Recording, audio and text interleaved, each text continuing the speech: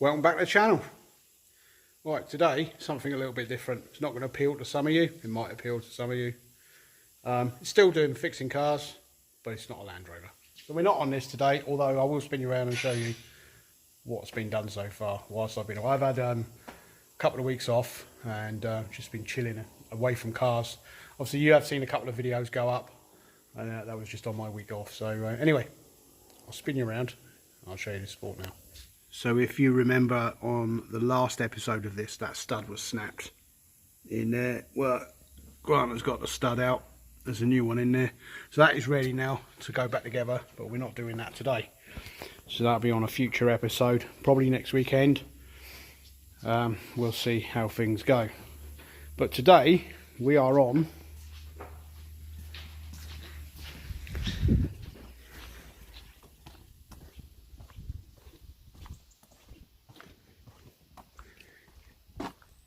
this old shed. I think you can turn it. It's like the other one. It's like if it snapped. Right, we think it's got oh, That's it.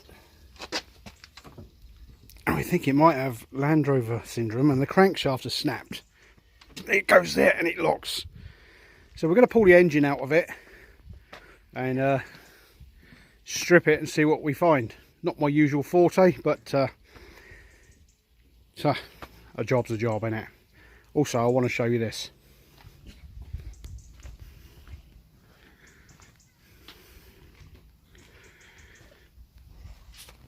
I've got my back right up against the garage wall, so I can't get it all in. But it's a 322 that's been two-doored and turned into a pickup.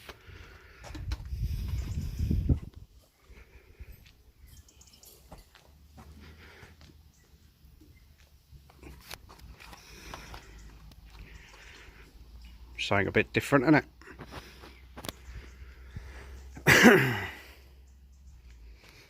These rear doors have been welded and filled in.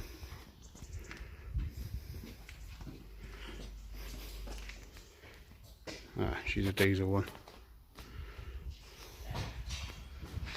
So it's got the later lights in it. It's a 2002. It's got the late lights in and bumpers. There you go, something a little bit different. So this is going to be Grant's new recovery truck. It's a 2000 model year VW Crafter. He bought it with a blown up engine, gave 800 quid for it, and then sold the back of it for 600 quid. So the truck owes him 200 quid. It's going to be tidied up, resprayed. We're going to fix the engine. And yeah, if you're interested in following the build on this, yeah, stay along. I'll do a bit on it. Like, it's not really my thing, but there are some of you that could be interested in it. Right, I'm just going to whip off a cam belt cover and see if the belt has gone. It's over. Yeah, it's gone. I don't know if there's any nuts on it. It's rocking, it is, but isn't it?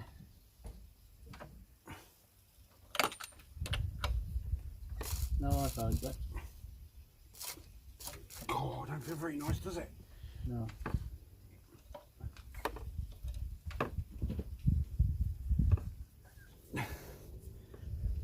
Yeah, it locks up there.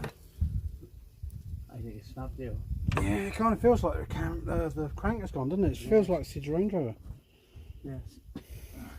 Oh well, let's pull the engine out and have a look at it. Right, so I've got the belt off, this pulley off. Pull the power steering pump out and leave all the pipes connected, and that way you don't lose the fluid and you don't got to worry about bleeding the power steering afterwards, which isn't a difficult job, but it's just one less thing to worry about. So all I do, take the pump off, and I do this with most stuff. Just take the pump off, leave the pipes connected and just hang it down somewhere. And there we are. Hey, this is where we're up to. Not film much, but that loom there to the ECU, which is there, runs all the way along the back, down here, down along here, and into the ECU. So that's all off. Disconnected the heater hoses down here. Pull the turbos off there. DPF pressure sensor hoses off of there. So now I need to disconnect the exhaust, which is down here, this clamp, and then undo this 10 to leave these pipes on the DPF. And obviously the turbo stays with the engine. So let's do that bit now. Okay. So the DPF is disconnected from the turbo, as well as those two sensors. There's a couple of brackets down under there which are a bit of a twat to get on. They're out. There is this cable here which ran all the way down the chassis and then into the battery box, which is in the passenger's floor. Disconnected that. The engine mount bolts are out. That earth strap off. There's one bell housing bolt left. Grant's done most of them from underneath whilst I've been up here. There's one bell housing bolt right round the back, which is a bit of a twat to get on, but we'll have a look at him in a minute. Two fuel pipes there, and I think then we can pull the engine out.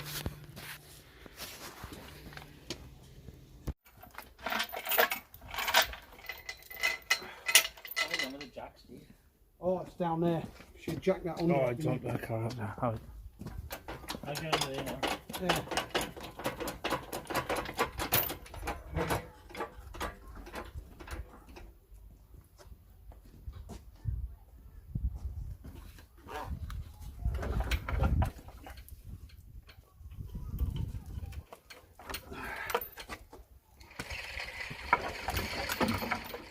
Yeah, you'll have to go up higher than that, Grantley. How much? Go on, keep going. Twist in. Is it? Yeah. All right. Let's just try that.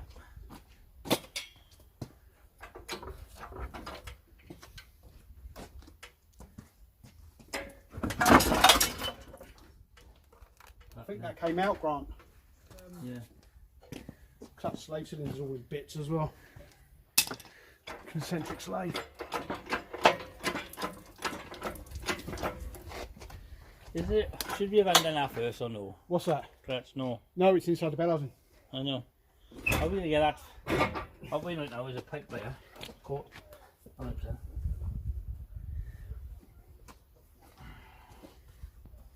Yeah, just disintegrated them. Jack him up with it, touch. Yeah. That's gone down the drain there. What's that? Huh? Well, And there we have it, one VW Crafter engine. So I'm going to go on now, I'm going to whip the sump off of it and see if the crank is broken. If there's nothing I can see in there, then it's probably dropped a valve. We'll pull the head off. Ooh.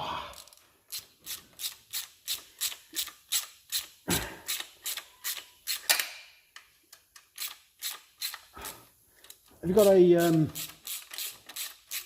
copper hammer or a wood hammer or something? Just to give this a whack.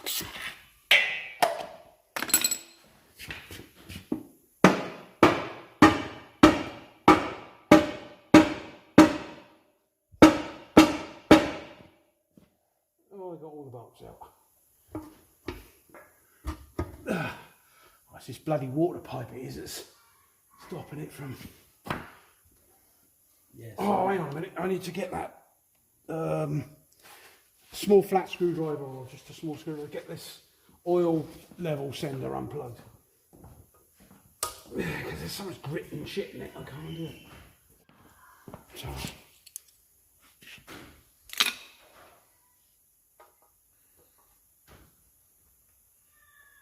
So steady it. Yeah. Yeah, there we are. Okay, let's give him another whack.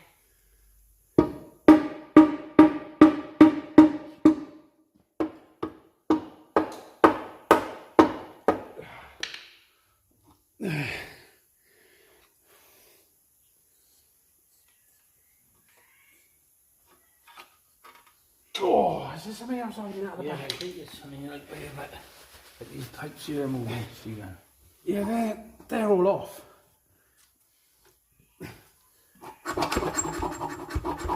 It feels like there's another bolt in there.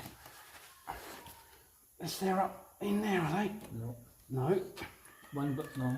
No, they're all out. Oh, don't tell me the flywheel's got to go. Maybe the rear main oil seal joins the sump.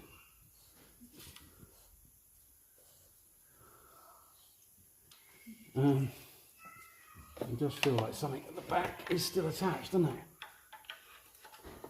This. Yeah, Yeah, it does. There's something attached at the back somewhere.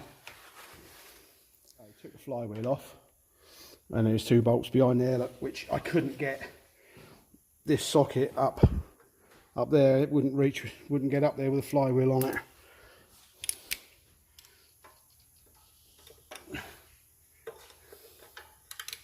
Well, 10 mil.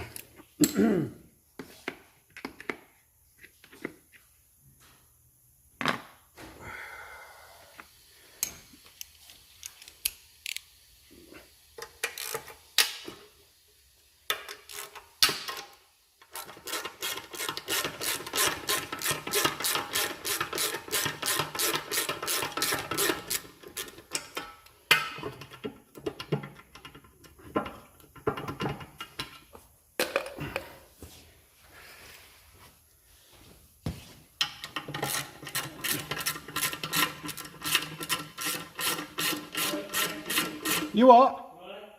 Yeah.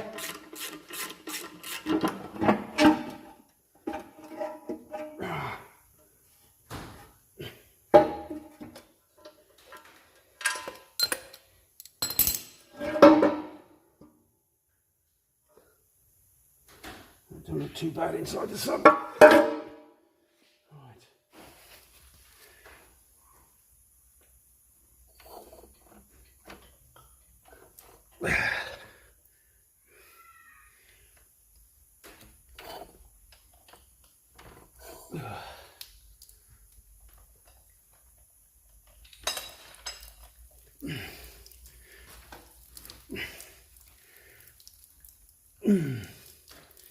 Right, that's where it's stopping, just as number 1 piston gets to TDC. The crankshaft looks in one piece. So, it's locking up just as this conrod is getting just before TDC. As you can see, he's not quite there. He's just coming up to TDC. I think it's dropped a valve. So the next step is whip the head off it. Right, that's going to call it for today. I've had enough.